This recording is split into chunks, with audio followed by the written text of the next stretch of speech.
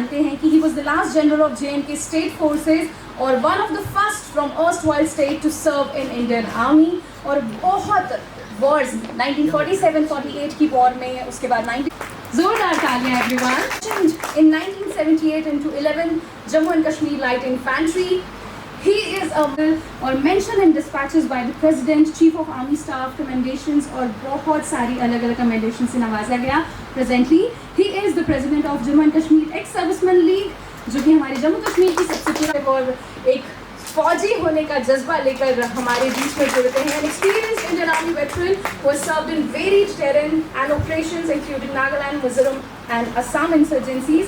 और इनका बहुत ही खूबसूरत सा लिखावट जो है सिक्योरिटी और स्ट्रैटेजी इश्यूज पे वो भी हमें पढ़ने को मिलती हैं. Apart from him being the defence analyst and strategic of him here with us, he was commissioned in the Jack Rifles in June 1963, a par excellence hockey player who represented his state in college, a decorated army veteran officer. Colonel Damol has been integral part of JNK Ex-Servicemen League. बहुत सारा काम किया है बहुत बड़ी बड़ी positions में और डायरेक्टर रहे हैं सैनिक वेलफेयर डिपार्टमेंट के भी और Jammu Kashmir ex serviceman league के लिए भी. इनकी स्कूलिंग और कॉलेज जम्मू से हुआ है. 1947 में इनकी फैमिली को माइग्रेट करना पड़ा था. कालाकोट नवंबर 1990 में इन्होंने ज्वाइन किया था. He had the privilege of commanding the same regiment from 2007 and मेरे को ऐसा लगता नहीं है कि ऐसा इलस्ट्रियस पैनल मैंने कभी होस्ट किया है. It's the soul of Jammu. Jammu की रूह है ये और जो हम वीरता की बात करते हैं उसके एक चीज़ अभी तक मेरे को खटकती है दिल्ली की मीडिया के बारे में जो मैं भी चेंज नहीं कर पाया और कोई भी जम्मू का जर्नलिस्ट नहीं कर पाया. जब भी कश्मीर वैली से कोई बाइट आती थी कश्मीरी में वो सब मेरे पास आते थे. तो कश्मीरी है ना, तेरे को पता होगा क्या बोल रहे हैं, ट्रांसलेट कर ले हमारे लिए. और मैं उन्हें देखता था कि यार मैं नहीं हूँ कश्मीरी, ना मैं खाता हूँ कश्मीरी, ना मैं पहनता हूँ कश्मीरी, ना मैं वहाँ से हूँ. मैं डोगरा हूँ. आई एम अ जम्मू डोगरा राजपूत.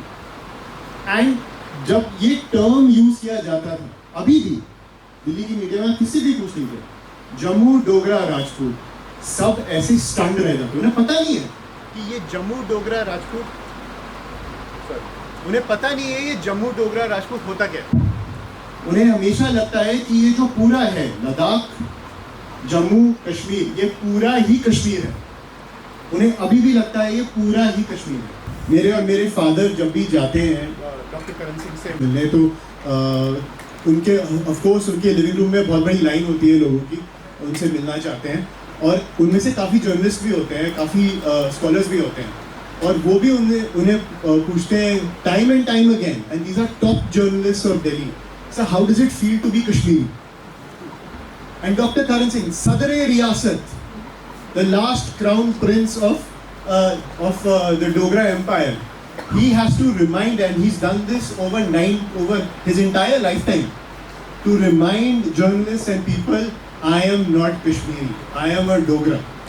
अभी उनका एक क्लिप वायरल हुआ था कि एक सीनियर HT जर्नलिस्ट ने उनसे पूछा था अभी एप्लीकेशन ऑफ आर्टिकल 370 हो चुका है, आपको कैसा लगता है कश्मीरी होते हुए. और उन्होंने उनको बोला आंसर करने से पहले आप पहले ये नोट डाउन कर दीजिए कि मैं कश्मीरी हूँ नहीं. 90 साल से मैं कह रहा हूँ मैं कश्मीरी हूँ नहीं. I am a Dogra Rajput. We the Dogras have ruled the Jammu and Kashmir region for over 100 years.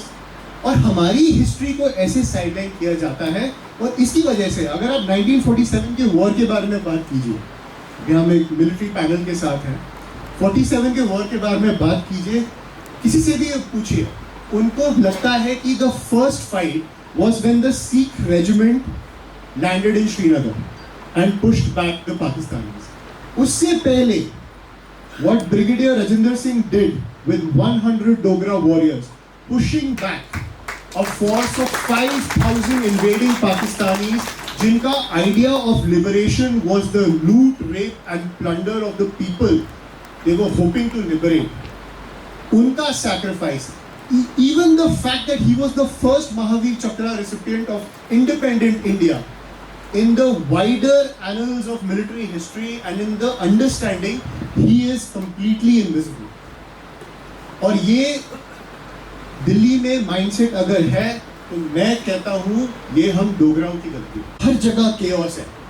इन्होंने, he was chief of JNK state forces, Badami Bagh cantonment से cooks and everyone he could gather, he got them together and for 4 days इन्होंने पाकिस्तान का advance delay किया। नहीं तो वो अगर वो श्रीनगर एयरफील्ड ले लेते तो कोई भी इंडियन फोर्स नहीं लैंड कर पाती, जम्मू एंड कश्मीर होता ही नहीं हमारे पास। पर उनके सैक्रिफाइस को अभी भी साइडलाइन किया जाता है। Brigadier Rajendra Singh is not a figure in Indian military history. You have Sam Manekshaw, you have Vikram Batra from the Kargil war. ये लेजेंड्स हैं हमारे इंडियन मिलिट्री के। पर 1947 जब हमारा देश पैदा हुआ था, उसका सबसे बड़ा सेनापति, उसका सबसे बड़ा हीरो मिलिट्री हिस्ट्री में इंक्लूडेड नहीं है। और मैं अभी भी मानता हूँ ये डोगराओं की गलती है।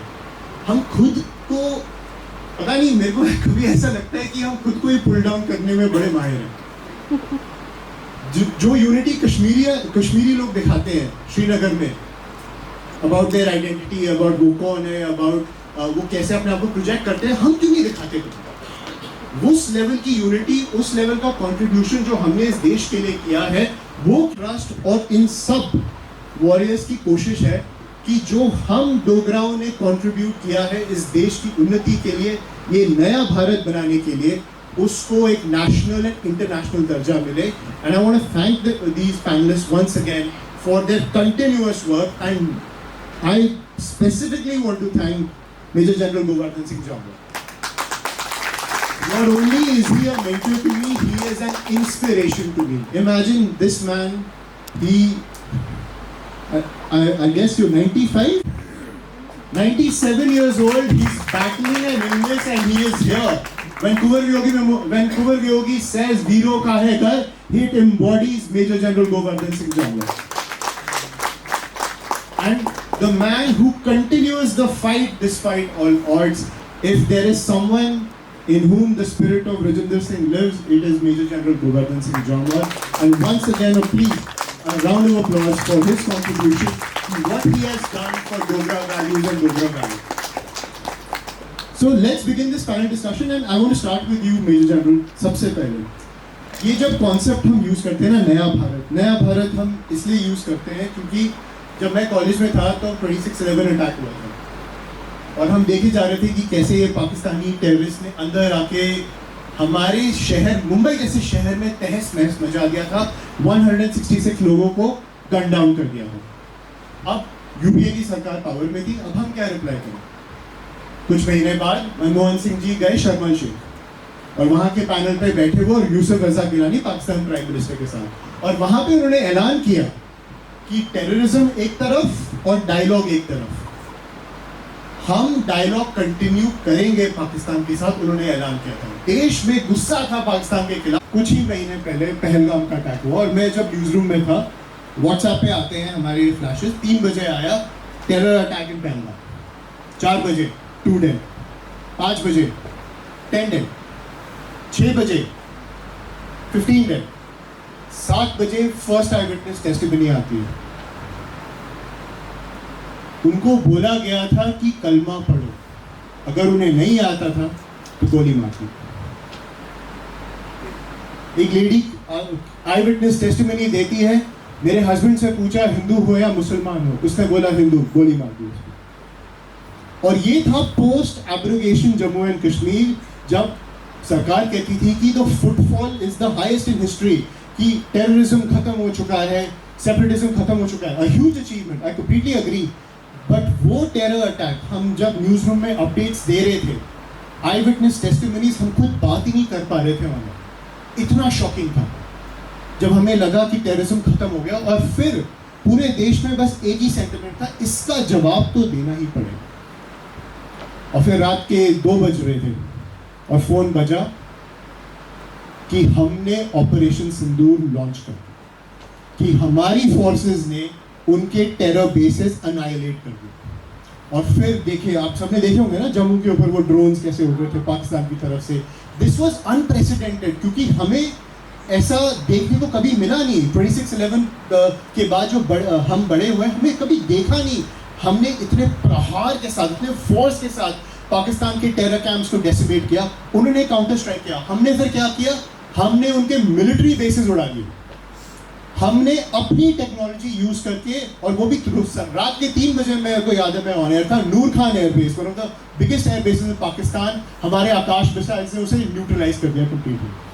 ये था हमारे लिए नया भारत, ये था Bharat as prime minister Modi famously said, घर में घुस घुस के मारना। एंड ये घर में घुस घुस के मारना is something that the Dogras have embodied, in my opinion, for generations. It is something that has existed since the Dogra Empire. तो मेरे लिए ये था नया भारत। 26/11 पे कुछ नहीं के बाद कुछ नहीं किया हमने, पर पहलगाम के बाद जो मुंह तोड़ जवाब दिया, ये था नया Bharat. These are the new red lines that have been set by Prime Minister Modi. And Major General Govardhan Singh Jambal, sir, you have seen the military history since independence. आपके हिसाब से ये देश का कॉन्सेप्ट जो नया भारत है, पहले कब इस देश की जहन में आया? मेरे लिए तो आया पहलगाम के बाद, पर आप उसके बारे में बताइए। सारे को पहले मैं पुनर्वियोगी ट्रस्ट ये सारे मेंबर खासतौर पर जी फिर बड़ी मुबारक देना करने, थैंक्स करना। जोड़ा काम मैं नहीं कर सकिया हूँ तुस करा दो, बहुत मुबारक है। मैं शायद ये आदमी इकट्ठे भी नहीं कर सकिया, जेड़े कुछ कीते भी बड़ी मुश्किल पुजते भी नहीं आते, आस्ता आस्ता छोड़ी जेड़े आते वो भी नहीं आते होने, बजाय इसलिए कि जी ने आख्या थोड़ी ये एजुकेशन थले जानी चाहिए, तो जी शुरू की वो भी हूँ घटती जा रही है। ये पक्की गल है, इसी कियां ठीक करना है डोगरी वाला हिसाब है। जिसलै अस डोगरे हे शुरू होए तो हड़ी डोगरी बोलते हैं और सब डोगरी समझते हैं। तू डोगरी ना कोई बोलता ना समझता, घर बच्चे भी नहीं बोल रहा जियां पहले गल बोली है। इन्हीं हालात दे विच तुसें अगे कियां चलना इहदे पर सोच। अगर नहीं सोच की एक ट्रस्ट वियोगी ट्रस्ट इन्हें सोच की है और मुझे बहुत अच्छा लगा है। इहदे कन्नै अगे चलना काम, ये हूँ ग्राएं ग्राएं जाना है। इसकी जिसने वीडियो बननी अजकल वीडियो देखते हैं और नहीं किश भी देखते, किताबा की कोई नहीं पढ़ता होंगे। कोशिश करा नहीं छोटी छोटी किताबा लिखने की आस करते होंगे। लीग विच हर साल 500-600 ग्राएं का आते हैं और 600 की बुकलेट दिता होंगे हमें, 5-5 पेज की 4-4 पेज की, वो ग्राएं ले जाते, वो घरें पेजी रही, बच्चे पढ़ते हैं। हूँ बंद हुई हो, कोई कुछ नहीं ना लिखता ना वो, सब कोई वीडियो पर है, वीडियो पास करी उड़ी था। कोई सोच करो भाई हिस्टरी अपनी कियां अगे चलानी है, बहुत जरूरी काम है। जरा ये बड़ी खुशी है कि ये कुत्थे बैठे थे अमेरिका की टीवी विच ते जम्मू की डोगरी के बारे में सोचा, ये चाहिए, ये बहुत अच्छी सोच है। ब्रिगेडियर साहब के बारे मैं 41 साल हुआ रिटायर हुए थे। जब मैं रिटायर हुई आया तो ब्रिगेडियर साहब का एक छोटा जहा फंक्शन बगूने पार्क च करते हैं और वो मिट्टी जी तो बनाया ठौला भी खराब हो गया। वो शायद गुलाम मोहम्मद बख्शी ने शुरू किया था, पर लकीली जिसने डिफेंस मिनिस्टर बीजेपी के बने साढ़े हाँ नहीं मैं उनके को गया, उन्हें 3 लाख रुपया लाई है जो इसलिए बने था। वो बड़ी सादा बगूने बनी हुई और वो चला रहा है इसलिए, मगर वो मैं फिर डिप कमांडर की आखी है DC सांबा की ड्यूटी देती कि ऑफिशियल फंक्शन करो, क्योंकि स्टेट विच ब्रिगेडियर साहब का ऑफिशियल फंक्शन कोई नहीं जिन्हें रियासत बनाई दी है। There is no official function. इस रियासत की पूछो, हालांकि वो अस करनी है उन्होंने भी छुट्टी है मेरे ख्याल ये चाहिए कि ये कहानियाँ जान भुली जाना लोग। ये मिगी बड़ा अफसोस है। कई जेह्ड़े गाने में लिखना इस बहुत अच्छा मिगी लग्गा, ये हूँ जाग अगे मत होर एह्दे कन्नै लोग उप्पर जान। एक तुसी और मैं बड़ी इंपॉर्टेंट गल दसना चाहना 2 साल होए 24 च मई च एक रोज सुप्रीम कोर्ट का जरा हाईएस्ट तो रेडी उदा एडवोकेट है उदा टेलीफोन आया मेरी I am so and so I want to see you मैं आ जाओ वो आई है 3-4 रोज बाद ready supreme court he was fighting 370 के खिलाफ फरूक साहब का एडवोकेट सिविल करने आ रही है केस तो किसी ने आख्या you go to general Govardhan Jamwal Jammu he will tell you what is the truth I don't know वो बाहर दरवाजे बाहर बूट भी खोलो जरा मम्मी खोली है पैर नंगे पैरे आए मेरे कमरे मैं दिखे नंगे पैरे मैं क्या रेडी असली समझो देर मेरे सीकर होते हैं वो नंगे पैरे चलते कोई चीज़ सीखनी हुए लैनी हुए था तो मैं सही कह रही मैं जी बताओ बड़े गुस्से महाराज सिंह के खिलाफ डॉक्टर करण सिंह के खिलाफ बड़े सख्त Maharaj Singh why didn't he join before 15 अगस्त शायद लड़ाई नहीं होती पाकिस्तान हमला ही नहीं करता मैंने क्या देखिए ये व्हाट्सएप पड़ा है गूगल के ऊपर आपका विश्वास है ये सवाल जो मुझे किया गूगल को पूछो गूगल को सवाल पूछो हमारे ने क्यों ज्वाइन नहीं किया तो जवाब आया परहैप्स वो इंडिपेंडेंट रहना चाहते थे परहैप्स मैंने क्या इनसे पूछो don't you know that he sent Mr. Batra, his deputy prime minister, to Nehru on 18th July 1947? उन्होंने पूछा he said yes but Nehru sent him to Sheikh Abdullah who was then in the prison sent by a deputy commissioner Maharaja Singh had nothing to do with that उसके बाद ये सुबह 10 बजे आए रात को 8 बजे गए 10 घंटे उसी कुर्सी पर बैठे वहीं ब्रेकफास्ट वहीं लंच वहीं और वहीं डिनर खाया मेरी 24 किताबें को फोटो ले गए किताबें भी ले गए फोटो भी ले गए कहते मुझे 3 दिन और चाहिए मैं क्या आ जाऊँ चौथे दिन उन्होंने मुझे किताब भेजी मुझे गलती हो गई आपको बताता वो किताब पर लिखा हुआ था थैंक यू फॉर एजुकेटिंग मी जो कुछ आपने कहा वो इस किताब में लिखा हुआ है और ये किताब उसने रीड ने लिखी है लंदन से और सब कुछ चर्चिल के खिलाफ लिखा हुआ है कि ये सारा काम चर्चिल तो ये मैं तो 70 साल से बोल रहा था कोई सुनता नहीं था डॉक्टर साहब को सुनाया वो भी कुछ चुपचाप रहे मैं क्या किताब पढ़ो है बहुत अच्छा राइटर है मैं क्या पढ़ो से ही यहाँ भेज गया था तो परसों कर लो तू किताब पढ़ा दिन अगर वो किताब तो पढ़ो थोड़ी आँखियाँ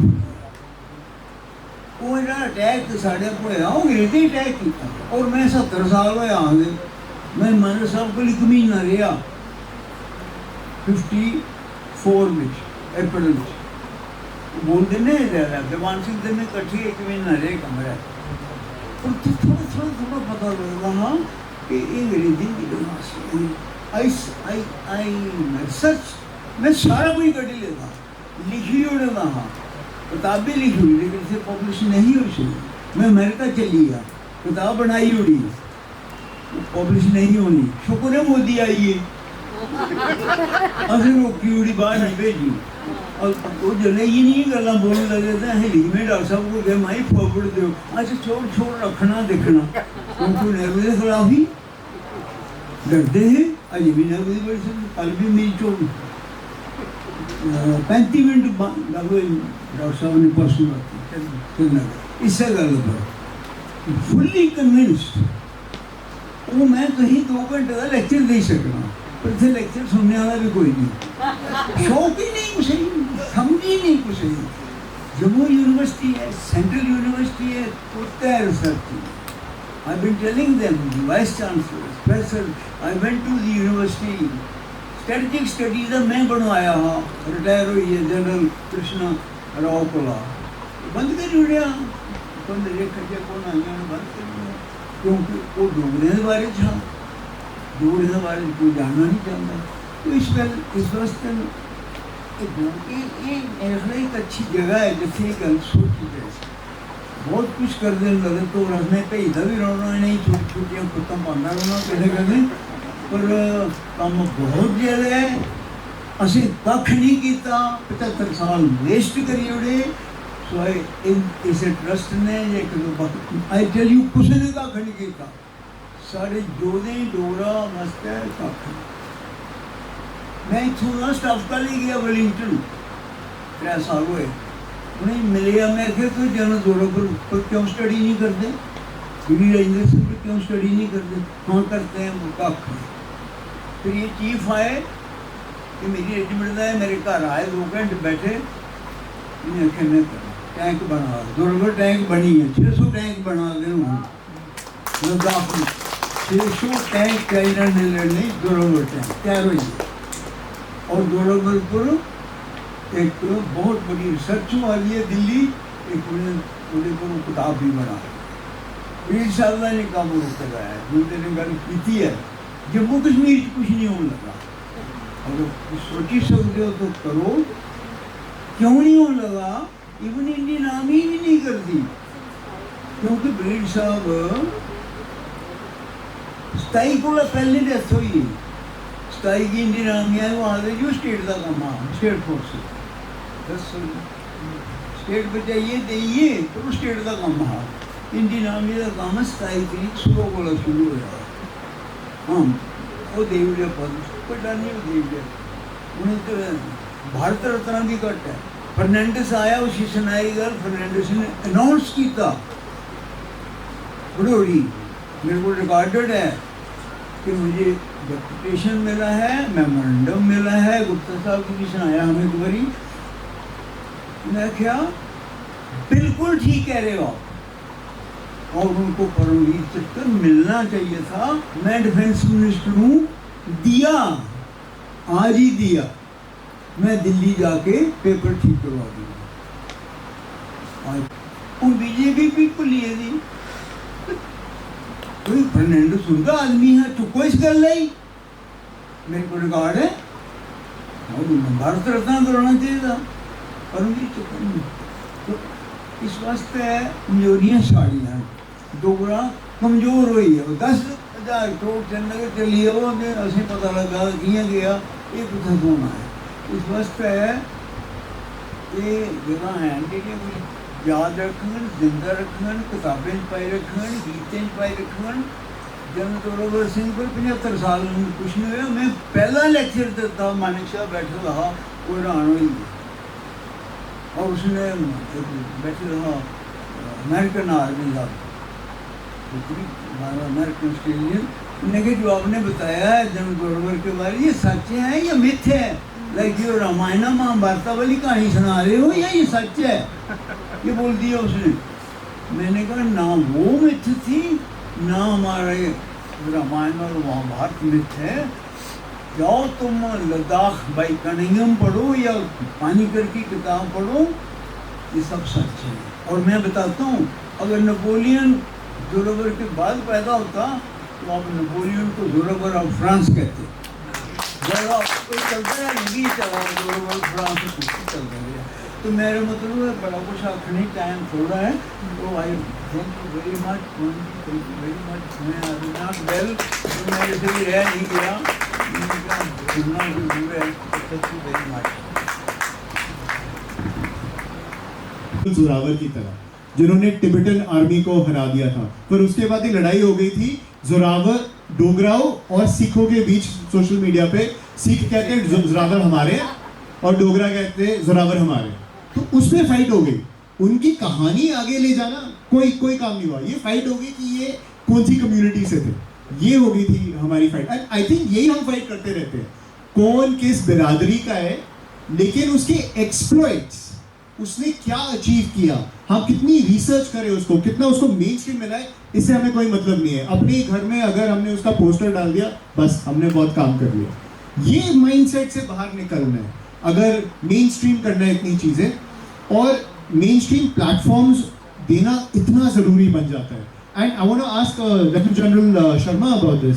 sir, you are a military veteran, you have seen the transformation of this military after over the course of so many decades. In your opinion, why do you think that the gallantry of Rajinder Singh is ignored in the mainstream? Because if I speak to General G.D. Bakshi, who commanded the 6 Jack Rifles, which Brigadier Rajinder Singh commanded, he has told me that this is a story that is famous within the regiment, not beyond it. What kind of forces prevent the promotion of this story, and should we consider his gallantry as the creation of Naya Bharat as we understand it in a more philosophical sense? हमारे डोगरों के जो खून में थी, general Zorawar, general Baj Singh और brigadier Rajendra Singh, इन्होंने ही तो आगे नींव चलाई हमारी. आपने मुझे पूछा कि लोग ब्रिगेडियर राजेंद्र सिंह की कुर्बानी को क्यों नहीं जानते. वो इसलिए नहीं जानते क्योंकि सारे डोगरे गए इसी कुतै अगे चलने नहीं दिता. साढ़े डोगरे की आदत है छड़ी गल्लां ज़्यादा करनियां, लिखते भी है नहीं अस लोग, ते असें कुतै डॉक्यूमेंट भी नहीं किया, असें अपनी किताबें च भी नहीं लिखा. तुस मन गए भाई असें पूरे भारत वर्ष के शूरवीरें का जी पढ़ाई जी किताबें जो पढ़ाया जाता है. साढ़े जम्मू कश्मीर च शिवाजी की जानते हैं, महाराणा प्रताप की जानते हैं, लेकिन जनरल जोरावर की नहीं जानते, तो ब्रिगेडियर राजेंद्र की नहीं जानते. की नहीं जानते? ये साड़ी गलती है. हूँ पुछो की है, तो असें शायद जानिए नहीं किया. और दूजा ये भी है भाई असें की डोगरें की दबाइया रखा एक पॉलिटिकल डिस्पेंसेशन ऐसा आया 75 सालें का भाई जेडे डोगरें की जड़ियाँ बहादरियाँ हियाँ, कुर्बानियाँ हियाँ, वो अगे नहीं चलन दित्तियां साड़ियाँ. नहीं तो तुम जानते हो कि ये जड़ा जम्मू एंड कश्मीर बनाया, बड़ा बनाया है जनरल जोरावर ने, तो बचाया है ब्रिगेडियर राजेंद्र ने. अगर मैं दोनों चीज़ें की अगर आखना चाह तो बचाया है ब्रिगेडियर राजेंद्र ने. अगर ब्रिगेडियर राजेंद्र जेड़े महाशेर या बब्बर शेर तो उनके कन्ने 100 जड़े और शेर है, अगर वो 4 दिन बैटल ऑफ उड़ी जो कोला लेइए पीछे तक अगर अपनी कुर्बानी नहीं देंदे तो शायद हिंदुस्तान की हिस्ट्री ते ज्योग्राफी दोए बदली हुई थी होंगी. आज हिंदुस्तान के सिर के ऊपर ताज नहीं होना है. We would have been headless. साड़ा वो होना नहीं है. वो ही सकता अगर मैं मजाक चाखा तो जम्मू कश्मीर पाकिस्तान के हथा च हुंदा ते अस जनरल जिया शिया इंदे उनके कोड़े खा दे होंदे ते अज तुसें याद हुंदा. ते इसलिए असें अपने लोगों की जड़ी कुर्बानियां हियां असें उन्हें अगे चलाया गया नहीं. अफसोस बड़ा है, ताइयां मैं तुसें आख्या साड़ी किताबें च दूजे दी लिखी दी है बहादरियां, सारे अपने दी नहीं लिखी दी है. मैं पिछले 3 साल च कोई अपने जनरल गवर्नर जवाल के कोला Jammu Kashmir exserviceman league take over की है. तो मैं इन्ना आखना चाहना तुसें भाई साढ़े जनरल गवर्नर जवाल ये मैं छड़ी प्रशंसा दी नहीं आखा था तुसें, ये साढ़े ये असली डोगरा आइकॉन. इन्हें साढ़े जिन्नी भी आज तुस आखते हो ना, अगर कुछ लोग जानना शुरू किया है जम्मू कश्मीर के जनरल जोरावर के बारे च, जनरल बाय सिंह, लोग नाम ही नहीं पता. जनरल बाय सिंह एक संस्था है जी 1951 के ब्रिगेडियर घनसारा सिंह जिहड़े एक्स गवर्नर ही गिलगित दे, उन्हें इसी स्थापना की थी. असें 2 वर्टिकल ऊपर काम किए दा सन 1951 का. पहला जेड़े साढ़े जिन्ने भी एक्स सर्विसमैन, वॉर विडोज, वीर नारीज, उनके वेलफेयर के बारे में. दूजा उहदे कोला भी बड़ा carry forward the legacy of the Dogra warriors like general Zorawar, general Baj Singh and brigadier Rajendra Singh. And I attribute that to General Governor that he carried forward this legacy and we have been working on that. as हर साल उनके दोनों दी जन्म शताब्दी भी बनाने हैं, उनके जन्मदिन भी बनाने हैं, ते उनका क्या आखदे मार्टिरडम डे भी बनाने हैं. असें पिछले 3 साल का मैं भी रक्षा मंत्री की मिले दा, मैं भी बड़े बारी लिखी है मेमोरेंडम दिते दा, क्योंकि मैं इनके कोला जो ले रहा मेरी बंद ही असें लिखिए देते दा. अगर ब्रिगेडियर राजेंद्र सिंह ने इन्ना त्याग किया वो जिहड़ी चीज़ है उसे अगे की थी उनका महावीर चक्रा की परमवीर चक्रा परिवर्तन करना चाहिए। अगर नहीं हो सकता तो भारत रत्न देना चाहिए। दूजा असें लिखे दा है ਉਹਦੇ ਵਿੱਚ भाई ब्रिगेडियर राजेंद्र सिंह ते जनरल जोरावर सिंह दा जिहड़ा उनका मार्टिडम डे है वो स्टेट फंक्शन होना चाहिए। ब्रिगेडियर राजेंद्र सिंह ने कुर्बानी जिहड़ी दित्ती वो उन्हें आपको सब फौज ਲਈ नहीं दित्ती दी है, उन्हें स्टेट ਲਈ दित्ती ही। ते अगर स्टेट ਲਈ दित्ती तो स्टेट का फंक्शन क्यों नहीं? ये मैं लिखत च गवर्नर साहब के हत्थ फड़ाया था। उन्हें आख्या इसी प्रोसेस करके दिल कौम ने भी आई है ये कीते दा। और आखिरी चीज मैं आखना चाहना सिंह का भी होना चाहिए, दूजे का भी होना चाहिए, इं अगर साढ़े ब्रिगेडियर राजेंद्र का भी होना चाहिए। तुस कोई बाहर चली जाओ, अज मैं तुसें आखी सकना 90% शायद मैं मतलब शायद वो कोल बात आखना चाहिए 90% लोग ही पूछो, साढ़े बच्चे ही पूछो, यंग जनरेशन की पूछो, तो जानते हो ब्रिगेडियर राजेंद्र सिंह? हाँ जानते हैं। कौन है? कहता हाँ जी उन्हें बचाया हा। अरे क्या किया हा? वो बाद फुल स्टॉप। ते इं गए जनरल जोरावर का नाम छड़ा पता है, बाकी काम के किया क्योंकि असें पढ़ाया नहीं। तो मैं ये तुसें आखना चाहना भाई Jammu and Kashmir ex-serviceman league जी है साड़ी संस्था है, बड़ी ये लगी दी है भाई अस लोग इस लैगेसी की अगे ले जाचे। तो मैं हूँ छड़े मेरे अपना जोड़े साढ़े colonel Chauhan secretary Jammu and Kashmir ex-serviceman league, मैं उन्हें आखना चाहना भाई वो JMK एक्सर्विसमैन लीग की तरफा था सारे ही ऑनर कर just 1 minute. Round of applause.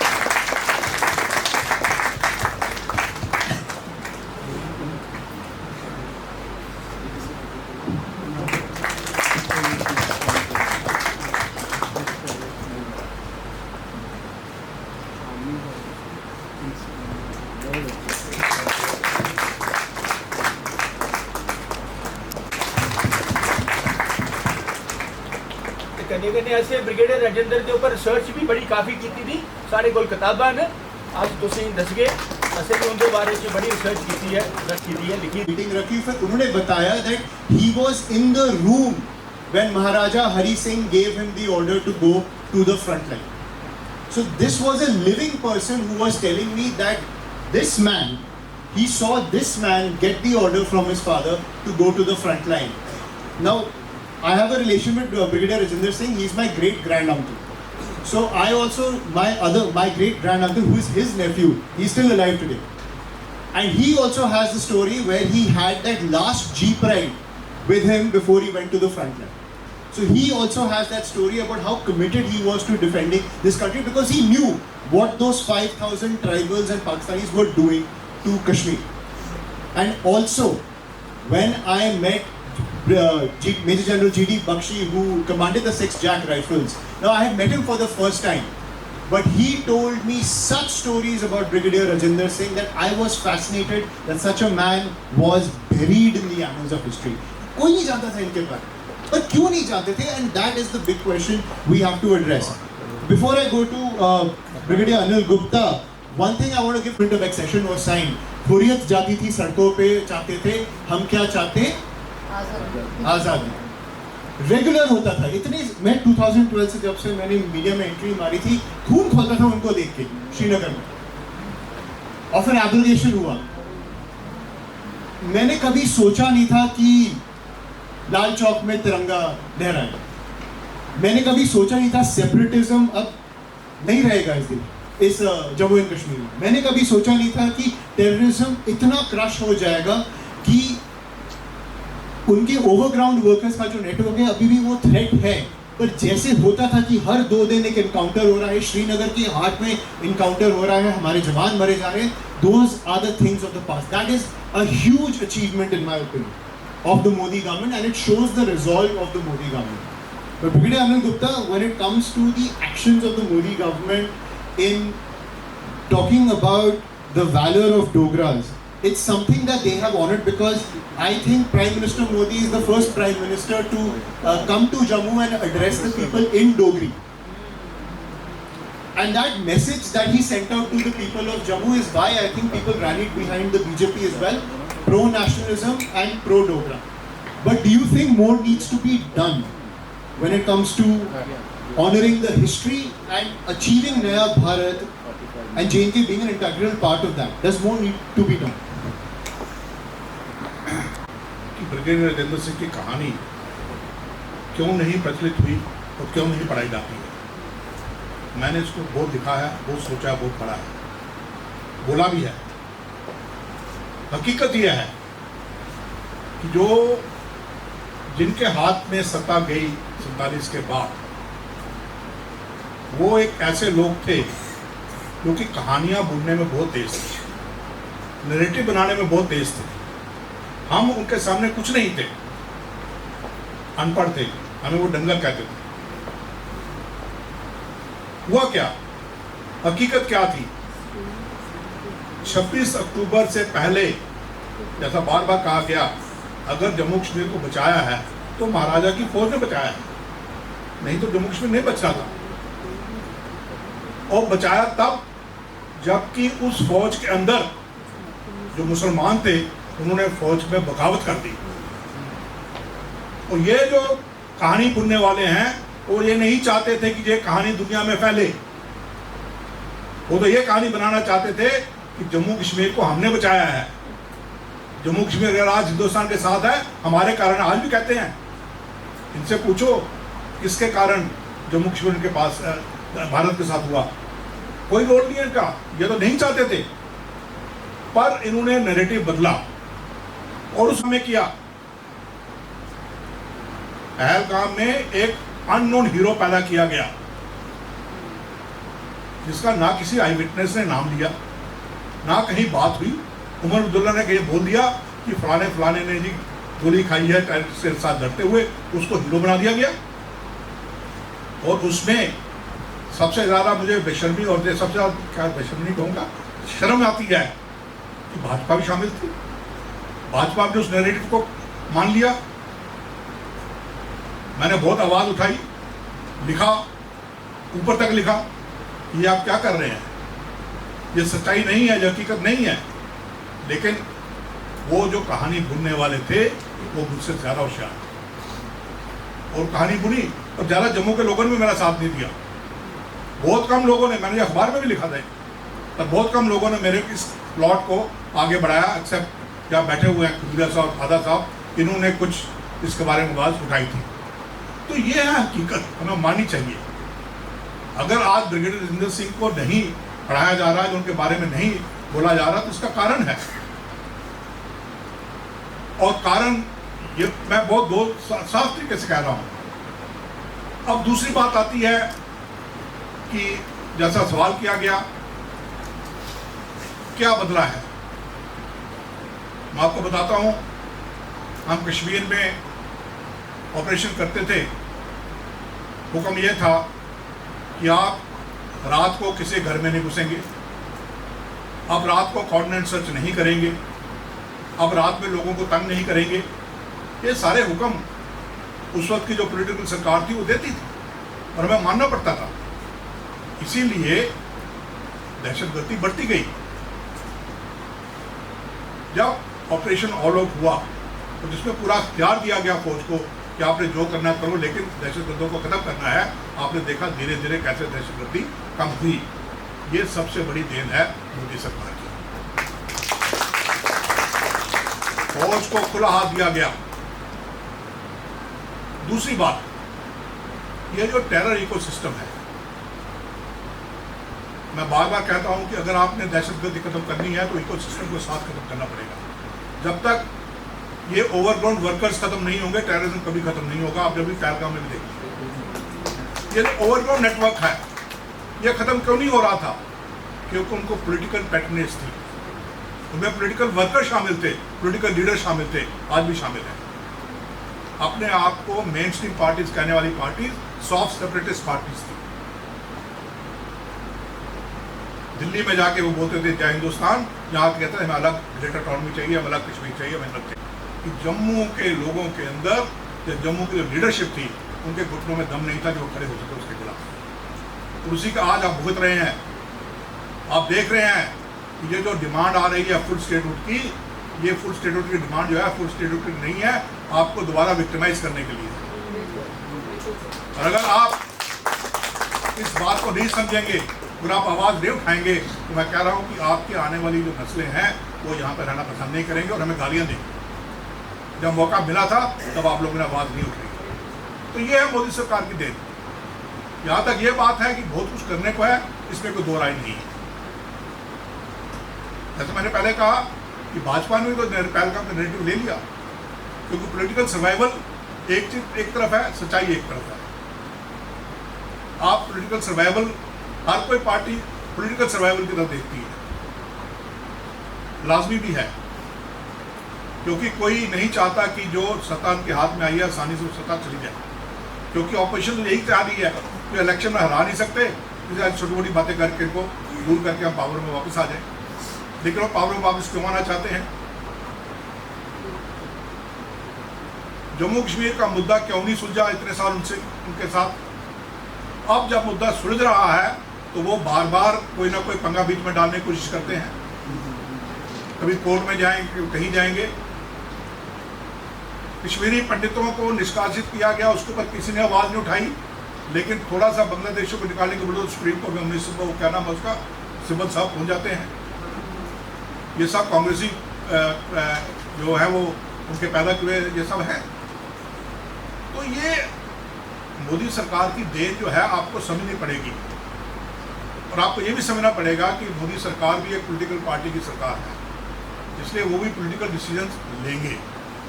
लेकिन फिर भी उनके जो लीड पॉलिटिकल डिसीजंस हैं उसमें राष्ट्रहित हमेशा पहले रहता है, ये आप ध्यान रखिए। नेशन फर्स्ट की जो फिलॉसफी है वो भारतीय जनता पार्टी ने अब तक नहीं छोड़ी है, और यही कारण है कि मेरे जैसे लोग अभी भारतीय जनता पार्टी के साथ जुड़े हुए हैं, क्योंकि हमको सिखाया गया था service before self, nation first. सैनिक स्कूल में जब गया था 1964 में, तब से हम यही सीखते आ रहे हैं।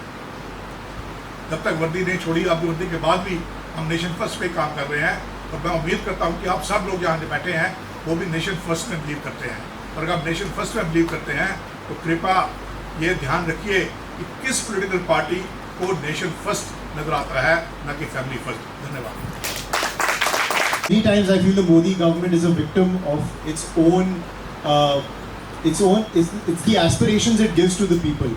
We want more, we want justice immediately, we want things solved immediately. But at the end of the day, if the political parties are set side by side at a national level, the edge is with the Modi government because of a track record when it comes to national security. That has always been there, but the expectation is always to, the same way decisively Article 370 was abrogated overnight with the confidence of the forces, with no law and order incident in Jammu and Kashmir. That same precision, that same power, I think, is expected time and time again for multiple things. And of course, it is a challenging tactic, but clearly no one can deny that what the Modi government has achieved in Jammu and Kashmir. Colonel Jamwal, coming to you next when it comes to the valor and Jammu and Kashmir and what it means for Naya Bharat. Why do you think that the valor of our forces is continuously this political dartboard? Time and time again. Because it undermines who we are as a country. Now, even with Operation Sindoor, so many questions emerge. कितने Rafale गिरे? क्या हमने सच में इन sites को मारा था? Even Saifuddin Soz, who's the Jammu and Kashmir Congress leader, he said if Pakistan is saying that they were not involved in Pahalgam, we should believe them. And even at the same time, they are believing the Pakistani state which said that there has been no attack on our military and terror infrastructure.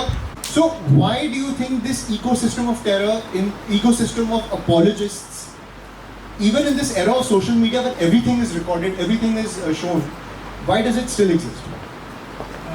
Panel में शामिल किया जा रहा है, तो मैं ये सोच रहा था भाई आयुष्मान कौन सा क्वेश्चन मुझे करेगा। उसकी वजह ये थी कि मैं ना ज़्यादा पॉलिटिकल अफेयर में पार्टिसिपेट करता हूँ, ना मैं और किसी लोकल गॉसिप में फॉलो करता हूँ, लेकिन मैं नेशनल न्यूज़ और जो हमारे मुल्क के साथ तल्लुक़ रखने वाली चीज़ें हैं उसके ऊपर मैं ज़रूर न्यूज़ बड़ा रेगुलरली सुनता हूँ और मुझे काफ़ी इन बातों के बारे में जानकारी है। अब सबसे बड़ी बात ये है हमारी, और ये बदकिस्मती भी है, कि जो हमारी सारी पॉलिटिकल पार्टियां हैं, स्वाय एक बाकी को छोड़ के, उनके दिल में एक्चुअली नेशनलिज्म इज ओनली दिखावे के लिए है। वो सिर्फ दिखावे के लिए करते हैं, और उनका सबसे बड़ा मकसद ये होता है कि किस तरीके से लोगों का, पब्लिक का सोच विचार, उनकी थिंकिंग उसके ऊपर अफेक्ट करके अपने साथ लगा करके वोट ज़्यादा से ज़्यादा हासिल करें, ताकि वो कुर्सी पे बैठ सकें। लेकिन जब वो कुर्सी पे बैठ जाते हैं तो उस वक्त उनका इरादा ये नहीं होता कि हम में अगली 4-5 जनरेशन जो हैं वो सब पॉलिटिक्स में आने के लिए ऑलरेडी तैयार बैठे हुए हैं, और उनके जो पेरेंट्स हैं या बड़े हैं वो ऑलरेडी उनको सपोर्ट कर रहे हैं। ये कोई नेशनल इंटरेस्ट नहीं है इन लोगों में। तो ये सोच करना कि वो फौज को भी क्रिटिसाइज करते हैं, हालांकि अगर हम सब जो मुल्क के अंदर रह रहे हैं, अगर आप मेरे से पूछो, हम आराम से ये फंक्शन इसीलिए कर सकते हैं कि उधर बॉर्डर पर इस वक्त हर झाड़ी के पास बड़े बड़े पहाड़ों पर इस वक्त हमारे जवान जो हैं सर्दी में, गर्मी में उधर बैठे हुए देख रहे हैं अपने दुश्मन कहाँ से आएगा और कहाँ जाएगा। तो ये बातें उनके लिए कोई असर नहीं करती। उनके लिए सिर्फ एक ही बात है, ये जो मेन चेयर है इस पर हम कैसे बैठे। तो इसलिए उनसे इस तरीके की चीज़ें कोई अनएक्सपेक्टेड नहीं है। लेकिन हमें जो अब नेशनलिस्ट हैं, जिनके लिए कंट्री फर्स्ट है, उनको अपने साथ जितने भी लोग आपके साथ कांटेक्ट में आते हैं, उनका ज़रूर उनको एक्चुअल पोजीशन बतानी चाहिए, जिससे लोग जो है वो मिसगाइड ना हो और हमें ऐसे अच्छे लीडर मिलते रहें जो पिछले 10 या 15 साल से हमारे पास इस वक्त मुल्क को कहाँ से कहाँ ले गए हैं। आप ये बात सोचिए, मेरा बड़ा बेटा जो है वो डॉक्टर है और वो यूएसए में बैठा। मैं बड़ी दफ़ा यूएसए गया, उसके पास रहा। उधर जब लोकल फंक्शन होती थी तो वो मुझे बुलाते थे, जी आप तिरंगा जो है इसको चढ़ाओ।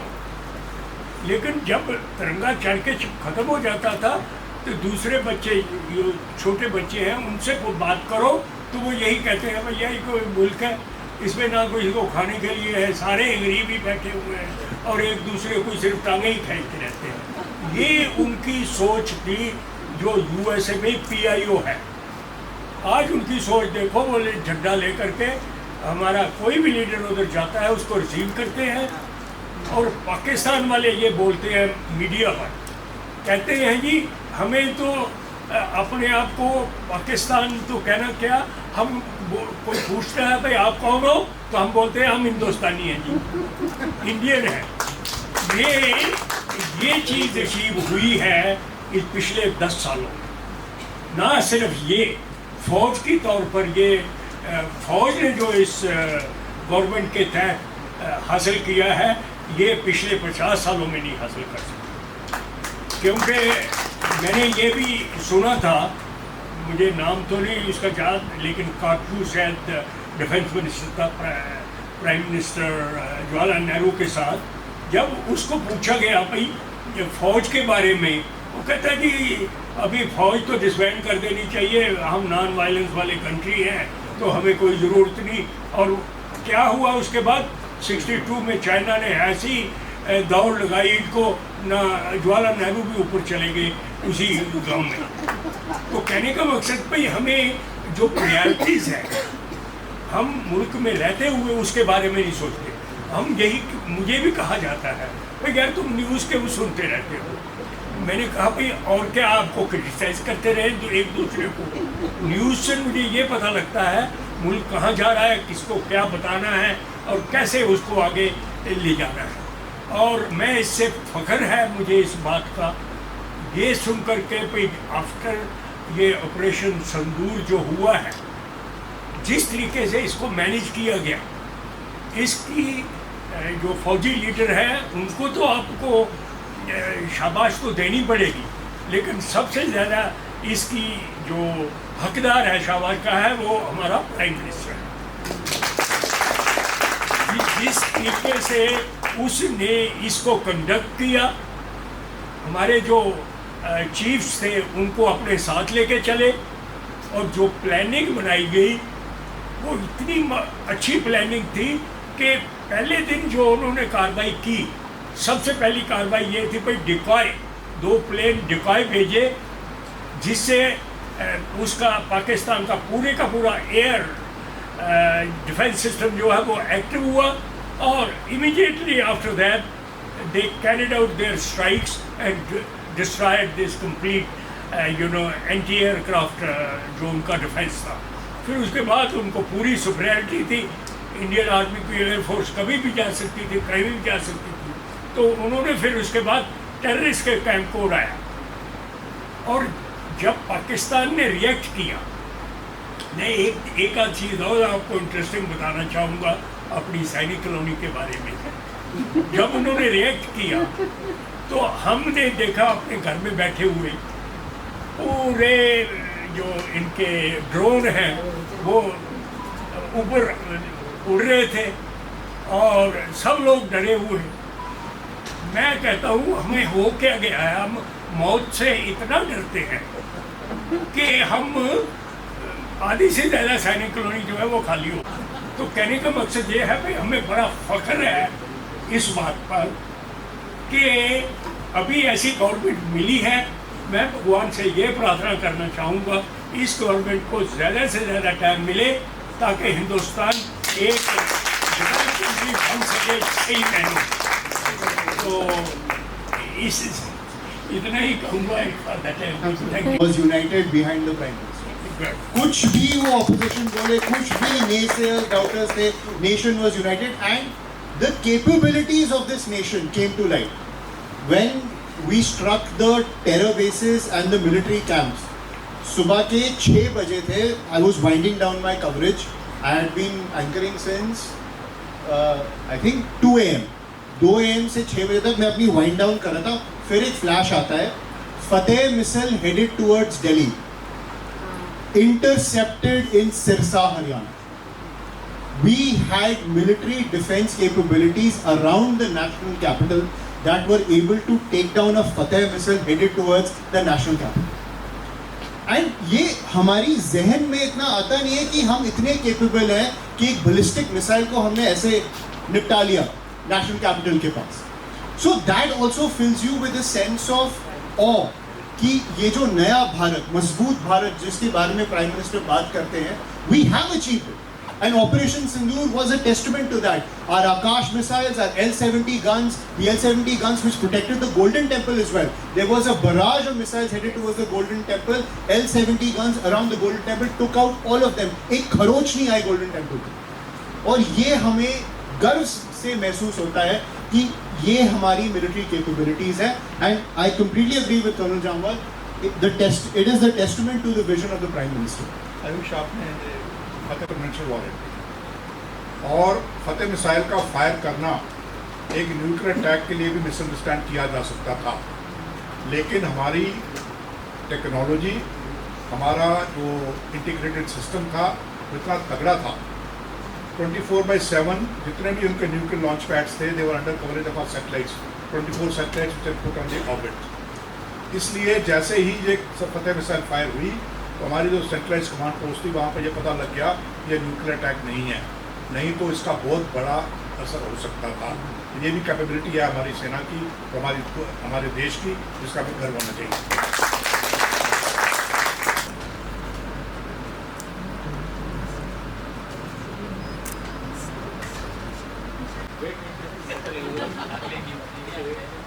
One, two, three. Wait. हल्ले हल्ले आए नहीं. यहाँ लिखे प्रेजेंटर.